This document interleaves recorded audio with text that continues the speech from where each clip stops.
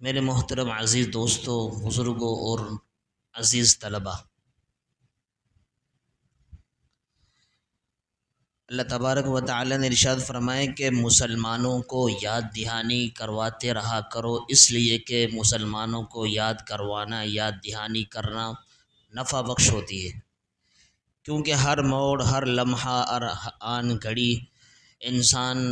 کسی نہ کسی مصروفیت میں لگ کر اپنے مقصد کو بھول جاتا ہے۔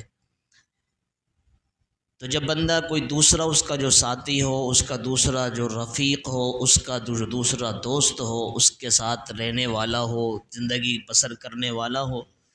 جب اس کو یاد دہانی کروائے گا تو اس کو اپنا مقصد دوبارہ سے یاد آ جائے گا، پھر دوبارہ اپنے مقصد کی طرف وہ گامزن ہوگا۔ تو اس لیے اللہ تبارک و تعالی نے ارشاد فرمایا کہ مسلمانوں کو اگر ان کے ساتھ مذاکرہ کرتے رہو، مسلمانوں کے ساتھ ایک دوسرے کے ساتھ یاد دہانی والا معاملہ کرتے رہو گے تو مسلمانوں کے لیے نفع بخش ہوگا۔ مثال کے طور پر ایک بندہ مسلمان ہے، وہ نماز بھی پڑھتا ہے، روزے بھی رکھتا ہے، زکوٰۃ بھی دیتا ہے، حج فرض ہوتا ہے تو وہ بھی کرتا ہے، اور دیگر جتنی بھی عبادات ہیں وہ تمام کے اندر اچھے انداز میں بڑھ چڑھ کر حصہ لیتا ہے۔ لیکن ایک وقت ایسا آتا ہے کہ کسی غفلت میں پڑھ کر، کسی عجیب مصروفیات میں پڑھ کر وہ اپنے اللہ کو بھلا بیٹھا ہے، اپنی نماز کو بھلا بیٹھا ہے، اسی طریقے سے روزے نہیں رکھتا، حج فرض ہو گیا پھر دوبارہ حج نہیں کرتا۔ تو اگر ایسا شخص،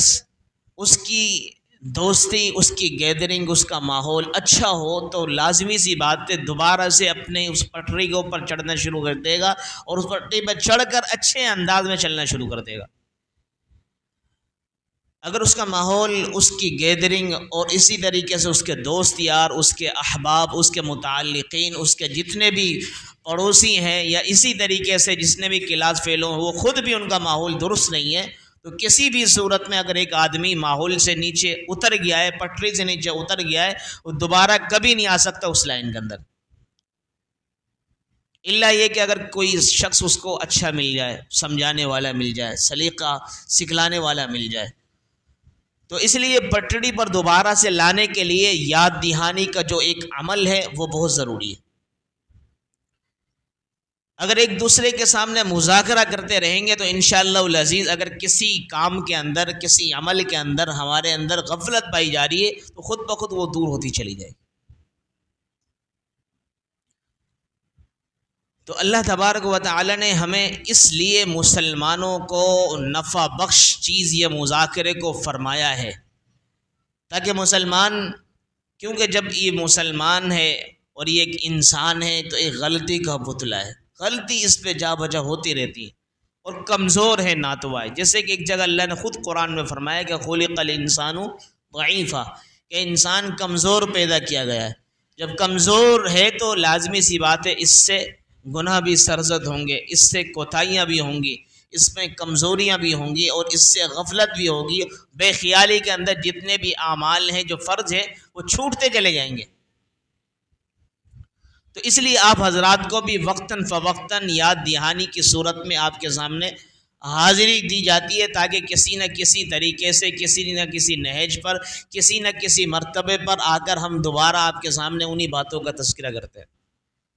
اور ہمارے ان باتوں کا مذاکرہ کرنے کی بنا پر ہمارے جو عمل ہم سے چھوٹ رہے ہیں وہ دوبارہ سے ہماری زندگیوں کے اندر آ جائیں۔ تو ایک حدیث قدسی آپ کے سامنے آج ذکر کرتا ہوں کہ حدیث قدسی کے حضرت ابو ہریرہ رضی اللہ عنہ راوی ہیں، فرماتے ہیں کہ رسول اللہ صلی اللہ علیہ وسلم مجھے یہ فرمانے لگے کہ اللہ کے رسول فرماتے کہ مجھے اللہ نے حکم دیا، اللہ مجھ سے یہ کہنے لگے کہ اللہ تبارک و تعالیٰ کے قیامت کے روز، اللہ فرماتے ہیں اپنے حبیب کو کہ قیامت کے روز میں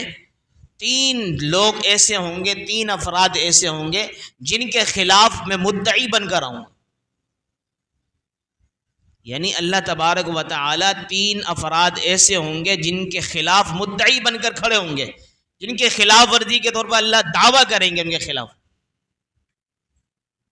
تو اللہ کے حبیب جب یہ چیز سن رہے تھے، اللہ کے حبیب بڑے پریشان تھے، آیا پتہ نہیں وہ کون سے لوگ ہوں گے؟ کہا کہ ایک وہ شخص کہ جو میرا نام لے کر کسی سے عہد کرے، وعدہ کرے، اور اس وعدے کو پورا نہ کرے، اس کے خلاف میں کون ہوں گا؟ مدعی بن کر کھڑا ہوں گا۔ دوسرا وہ شخص کہ وہ کسی آزاد شخص کو کیا کر دے؟ بیچ دے، بیچ کر اس کی قیمت جو وصول اس کو کھا جائے، اس کے خلاف میں مدعی بن کر کھڑا ہوں۔ اور تیسرا وہ شخص کہ جو ایک اپنے مزدور سے بہت زیادہ انتہا درجے کی پوری فرمائے کہ مزدوری وصول کر لے، مزدوری سے پورا کام لے لے، لیکن اس کو اجرت نہ دے، اس کے خلاف بھی میں کھڑا ہوں گا۔ یہ کون فرمانے؟ بتاؤ بھائی، اللہ تعالیٰ فرما رہے کن کو؟ حضور علیہ الصلوۃ والسلام کو بتلا رہے کہ پیغمبر، اے میرے رسول، اے میرے لاڈلے، 3 قسم کے افراد ایسے ہیں کہ جن کے خلاف کل قیامت کے روز میں مدعی بن کر کھڑا ہوں گا ان کے خلاف۔ ایک وہ شخص کہ جو کیا کرتا ہے بھائی؟ میرا نام لے کر، اللہ فرما رہے میرا نام لے کر کسی سے وعدہ کرتا ہے، قسم کھاتا ہے، مثال کے طور پر عہد کرتا ہے کہ اللہ کی رضا کے لیے، اللہ کی قسم یہ فلاں کام میں کروں گا، اور لیکن وہ اس کو نہیں کرتا، اس کو پورا نہیں کرتا، تو اس کے خلاف اللہ تبارک و تعالی، آج دیکھو یہ ساری کی ساری چیزیں حکمرانوں میں پائی جا رہی ہیں۔ ہمارے کتنے بڑے بڑے دعوے کرتے ہیں، کتنی بڑی بڑی باتیں کرتے ہیں، کتنے بڑے بڑے ہم سے عہد کرتے ہیں کہ ہم تمہیں یہ دیں گے، یہ دیں گے، ہمیں ووٹ دیجیے،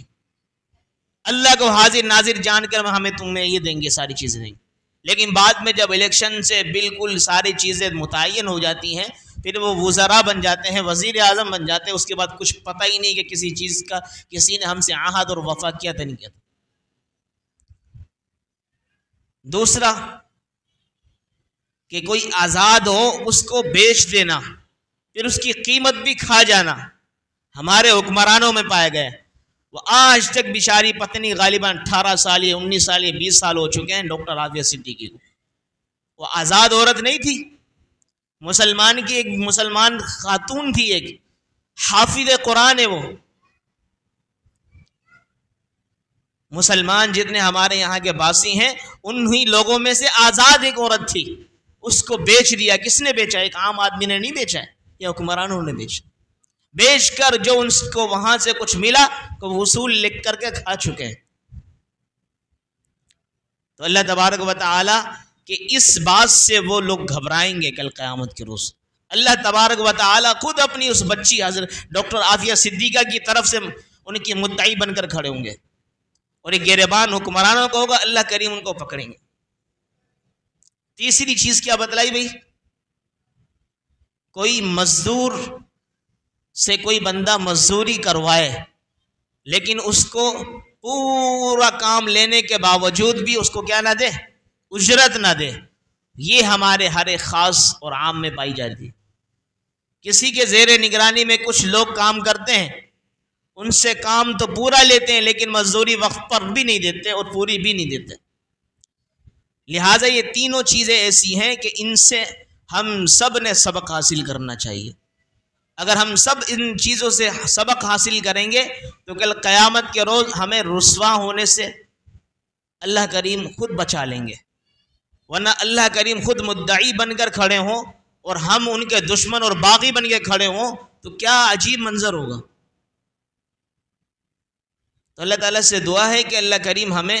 جو یہ 3 چیزیں بتلائی ہیں ان میں کسی بھی چیز سے اللہ تبارک و تعالی ہمیں ہر ایک چیز کو کامل طریقے سے مکمل اور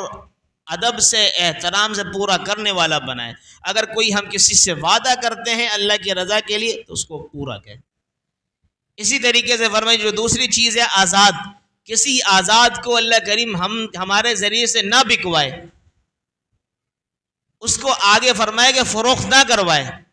اسی طریقے سے اگر کوئی ہماری زیر نگرانی میں کام کر رہا ہے تو اللہ کریم ہمیں ان کے ساتھ احسان والا، نرمی والا، شفقت والا معاملہ کرنے کی توفیق عطا۔ اگر یہ چیزیں ہمارے اندر ہوں گی تو پھر ہم کل قیامت کے روز کے لیے تیار ہو جائیں گے، کل ہم باغی ہوں گے، اللہ کریم مدعی بن کر آئیں گے۔ اللہ تعالیٰ سے دعا ہے کہ اللہ تعالیٰ ہمیں ان باتوں پر عمل کرنے کی توفیق عطا فرمائے۔ وما علینا الا البلاغ۔